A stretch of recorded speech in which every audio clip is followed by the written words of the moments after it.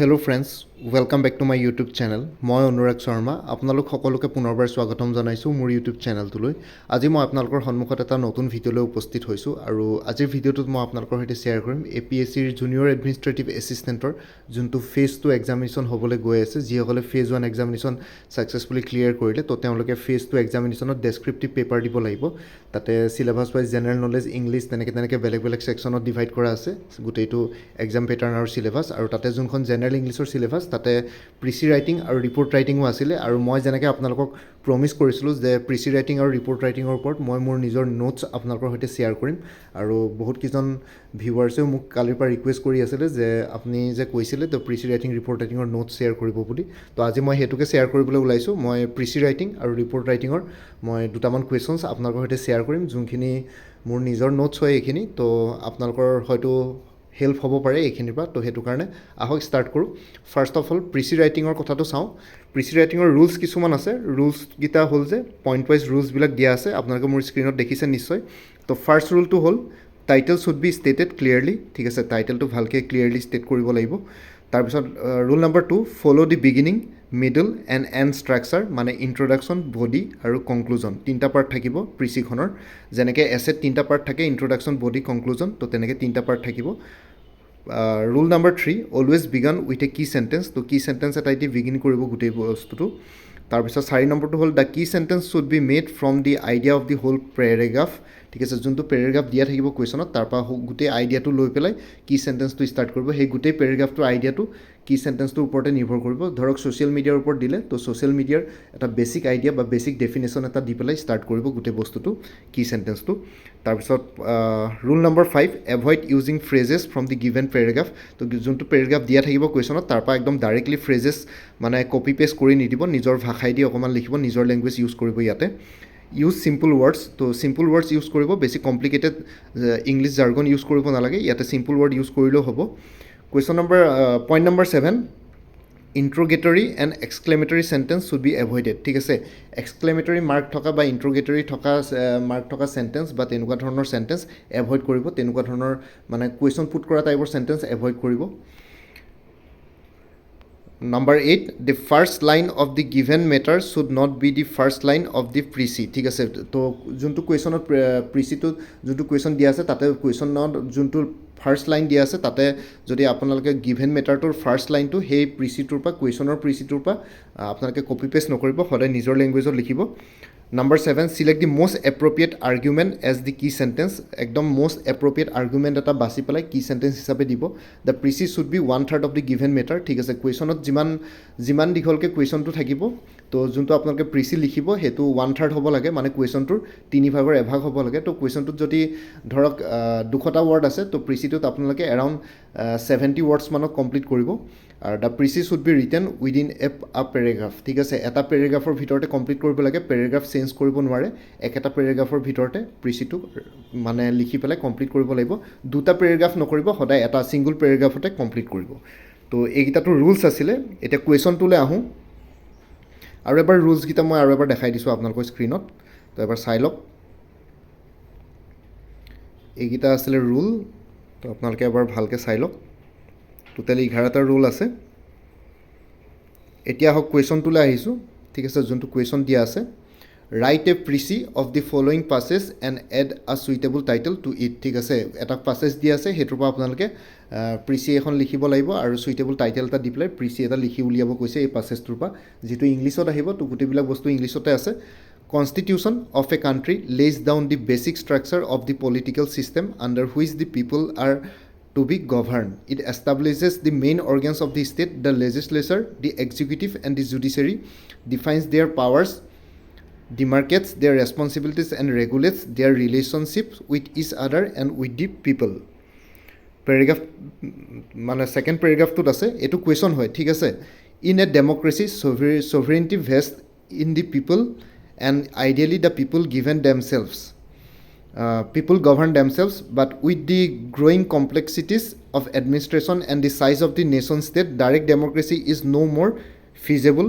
In the modern representative democracies, people exercise their inalienable right to decide how and by whom they should be governed. the very first and the most fundamental application of their sovereignty by the people is in giving to themselves a constitution which outlines the ground rules under which certain powers are transferred to different organs of the state and are to be exercised by them.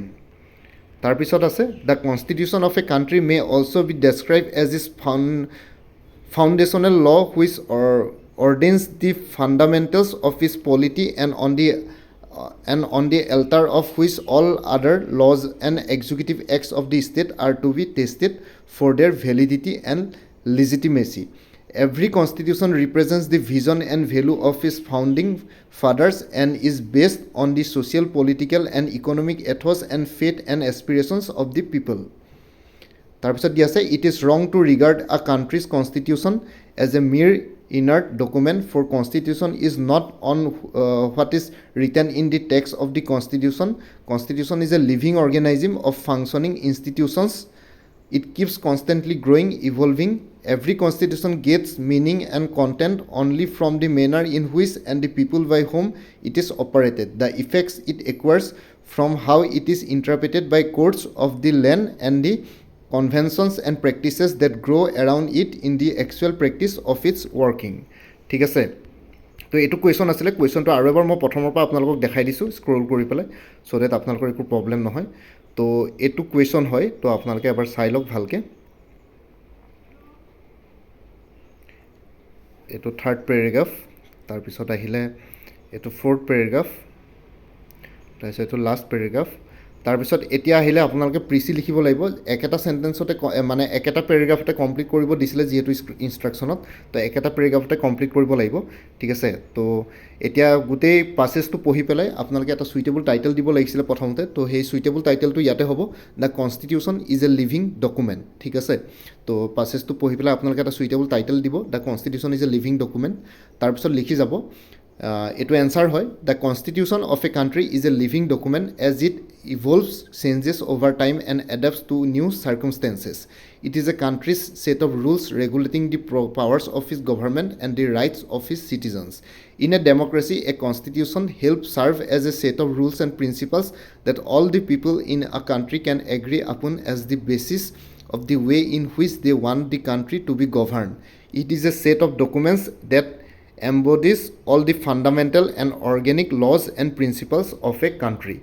ঠিক আছে তো ইয়াতে দেখিলে এটা single পেৰেগ্ৰাফত complete কৰিছে লগতে এটা suitable টাইটেলো দিছে প্ৰথমতে আৰু লগতে কথাটো হ'ল যে পাছেজটোৰ পৰা একজেক্ট ৱৰ্ডছবিলাক ইয়াতে ইউজ কৰা নাই কনষ্টিটিউশ্যন বা কিবা তেনেকুৱা কি ৱৰ্ডছকেইটাটো ইউজ কৰিবই লাগিব কিন্তু চেণ্টেন্স বাই চেণ্টেন্স কপি পেষ্ট মাৰিব নোৱাৰে আপোনালোকে অকণমান নিজৰ ফালৰ পৰা অলপ চালি জাৰি চাই পেলাই লিখিব লাগিব বস্তুবিলাক ফেক্টছ লৈ পেলাই ঠিক আছে আৰু এবাৰ দেখাই দিছোঁ এনচাৰটো the constitution is a living document তো এইটো হয় একজেক্টলি তো আই হোপ আপোনালোকে গম পালে ঠিক আছে তো এতিয়া ৰিপৰ্ট ৰাইটিঙলৈ যাম আমি প্ৰিচি ৰাইটিঙৰ পিছত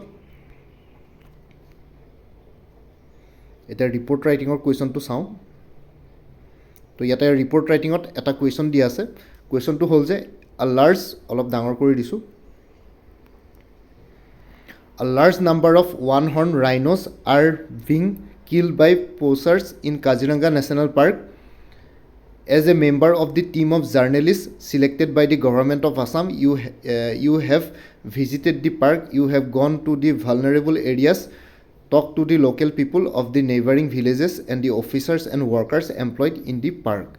ঠিক আছে তো আপোনালোকক এইটো এটা কাজিৰঙাত ওৱান হৰ্ণ ৰাইন'চৰছৰ এটা বহুত বেছি পোচিং চলি থাকে ঠিক আছে তো তাতে তো আপুনি এজ এ জাৰ্নেলিষ্ট এটা মেম্বাৰ অফ টিম এটা জাৰ্নেলিষ্টৰ টিম হিচাপে টিমত আপোনালোকে আপুনি এজন জাৰ্নেলিষ্ট হিচাপে গ'ল তো ৰিপৰ্টটো লিখোঁতে আপোনালোকে জাৰ্নেলিষ্ট হিচাপে লিখিব লাগিব ঠিক আছে যেনেকৈ নিউজ ৰিপৰ্টাৰ তো তেনেকৈ তো গভৰ্ণমেণ্টে আপোনাক চিলেক্ট কৰিলে টিম অফ জাৰ্নেলিষ্ট চ' তাতে গৈ পেলাই আপোনালোকে ৰিপৰ্ট কালেক্ট কৰে তো আপুনি সেই কাজিৰঙা নেশ্যনেল পাৰ্কলৈ গ'ল তো ৰাইন' পোচিঙৰ ওপৰত কিছুমান ডাটা কালেকশ্যন কৰিলে আপোনালোকে ভেলনাৰেবল এৰিয়াছবিলাকত গ'ল লোকেল পিপলৰ লগত কথা পাতিলে নাইবাৰিং যোনবিলাক ভিলেজ আছিলে গাঁওবিলাক আছিলে ওচৰে পাজৰে কাজিৰঙা নেশ্যনেল পাৰ্ক তাতেও কথা পাতিলে আৰু লগতে ফৰেষ্ট ডিপাৰ্টমেণ্টৰ অফিচাৰ্ছ আৰু ৱৰ্কাৰ্ছবিলাকৰ লগতো কথা পাতিলে য'ত কাজিৰঙা নেশ্যনেল পাৰ্কৰ এমপ্লয়ড আছে তাৰ লগত গোটেইখিনিৰ লগত কথা পাতি পেলাই ইয়াতে কৈছে write a press report in about 250 words to be publish in the Assam Tribune highlighting the seriousness of the ongoing poaching and incorporating the suggestions of the experts and the local people as well as your on extinction ঠিক আছে তো as a reporter আপুনি Assam ট্ৰিবিউনৰ reporter হিচাপে 250 ৱৰ্ডছত আপোনাক এটা report লিখি উলিয়াব দিছে অনগয়িং পচিং আৰু যোনবিলাক অনগয়িং পচিঙৰ যোনখিনি কি বুলি কয় ইছ্যু আছে তো সেইখিনিৰ ওপৰত হাইলাইট কৰিব দিছে কি পইণ্টছবিলাক আৰু লগতে ছাজেশ্যনছ দিব কৈছে এক্সপাৰ্টৰ কোনোবা এক্সপাৰ্টৰ লগত কথা পাতিছে যে এক্সপাৰ্ট ছাজেশ্যন বা ফৰেষ্ট অফিচিয়েলৰ ছাজেশ্যনছ বা লোকেল পিপুলবিলাকৰ ছাজেশ্যনছবিলাকো ইয়াতে ভৰাব দিছে আৰু লগতে নিজৰ এক্সটেনশ্যনখিনি নিজৰ ফালৰ পৰা নিজৰ যোনখিনি হেৰি আছে মতামত আছে সেইখিনিও দেখুৱাবলৈ দিছে ঠিক আছে তো কুৱেশ্যনটো এইটো আছিলে আৰু এবাৰ দেখাই দিছোঁ তাৰপিছত এতিয়া ৰিপৰ্টটোলৈ আহক এনচাৰটোলৈ তো ৰিপৰ্টটোৰ টাইটেলটো দিছে rhino poaching on the raise in Kaziranga ঠিক আছে rhino poaching on the raise in Kaziranga বুলি দিছে ৰিপৰ্টটোৰ টাইটেল ষ্টাফ কৰস্পণ্ডেণ্ট মাৰ্চ 28 ঠিক আছে ডেট এটা দি দিছে Golaghat March 28 Kaziranga national park যিহেতু গোলাঘাট ডিষ্ট্ৰিক্টতে পৰে তো গোলাঘাট দিছে গোলাঘাট মাৰ্চ 28 গোলাঘাটৰ পৰা আপুনি ৰিপৰ্ট কৰিছে আছাম ট্ৰিবিউনৰ ৰিপৰ্টাৰ হিচাপে তো Golaghat March 28 2 adult rhinos were found dead and dehorned in the Kaziranga National Park on Tuesday, March 24.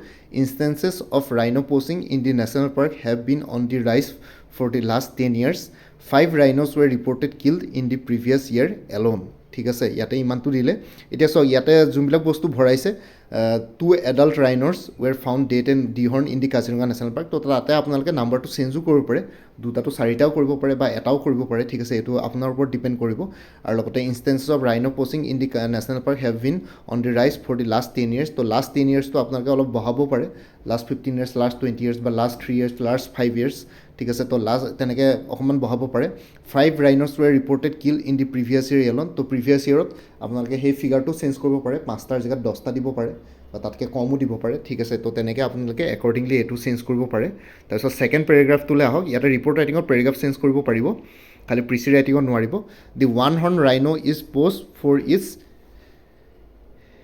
এফ্ৰডিচিয়েক properties ঠিক আছে মানে যোনটো হৰ্ণ থাকে সেইটো কৈছে তাৰপিছত the market for rhino horns is based in Burma and other south east Asian countries Myanmar আৰু south east Asian কাণ্ট্ৰিজবিলাকত ৰাইনৰ হৰ্ণৰ এটা ডাঙৰ মাৰ্কেট আছে বুলি কৈছে smuggling of rhino horns is strictly banned by the government and nexus exist between local poachers and international স্মাগলাৰ্ছ According to the village headman of the Kohora village, small-time criminals are hired for poaching. A team of journalists interacted with the first officials from March 20 to March 25 and were told that the lack of necessary surveillance is what puts the rhinos at risk. They said that the different terrain of the national park and the absence of fencing allows poachers to enter and exit the path without being apprehended. ঠিক আছে তো এইখিনিলৈকে লিখিলে তো আপোনালোকৰ ৰিপৰ্টটো আৰু এবাৰ দেখাই দিছোঁ প্ৰথমৰ পৰা তো ষ্টাফ কৰস্পণ্ডেঞ্চৰ পৰা দেখাই দিছোঁ আপোনালোকে যোনটো টাইটেল দিছে তাৰপিছত ছেকেণ্ড পেৰেগ্ৰাফটোত এনেকৈ লিখিব লাগিব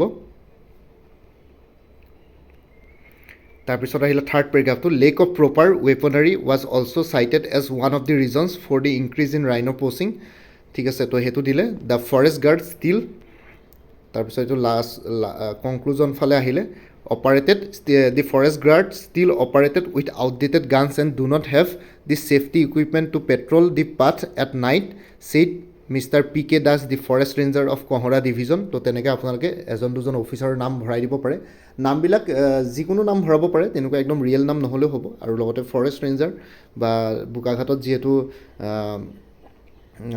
ফৰেষ্ট ৰেঞ্জাৰৰ অফিচ আছে কাজিৰঙাতে আৰু লগতে বোকাঘাটতো আছে ঠিক আছে ডিভিজনেল ফৰেষ্ট অফিচাৰ DFOৰ অফিচ তো তেনেকৈ আপোনালোকে ভৰাব পাৰে the forest officials have come up with an idea of using drone surveillance during night in the park of to identify the poachers from above The government has also started some awareness schemes regarding the rhino poaching issue and is trying to increase the number of forest officials for regular patrolling of the park for the safety of the rhinos. ঠিক আছে তো এনেকৈ কনক্লুজনটো দি পেলাই আপোনালোকে শেষ কৰিব পাৰে তিনিটা পেৰেগ্ৰাফত তো প্ৰথমতেতো আপোনালোকে ইণ্ট্ৰডাকশ্যনটো অলপ দিব ৰিপৰ্ট ৰাইটিংটোত যোনটো ৰিপৰ্ট লিখিব তাৰপিছত আপোনালোকে মেইন বডিটোত আহিব তো বডিটোত আহি পেলাই অকণমান কথাখিনি ক'ব তাৰপিছত লাষ্টত কনক্লুজনত আপোনালোকে এনেকৈ কাৰ মতামতত কি কৰিব মানে নেক্সট ফিউচাৰ প্ৰস্পেক্টবিলাক কি হ'ব ৰাইনো বচাবৰ কাৰণে যেনেকৈ ইয়াতে ক'লে যে ফৰেষ্ট অফিচিয়েলছ ফালৰ পৰা গম পোৱা গৈছে যে যদি আমি ড্ৰোন চাৰ্ভিলেঞ্চ কৰোঁ বা তেওঁলোকৰ যদি আউটডেটেড ৱেপনছবিলাক অলপ ইম্প্ৰুভ কৰিব পৰা যায়, অলপ যাতে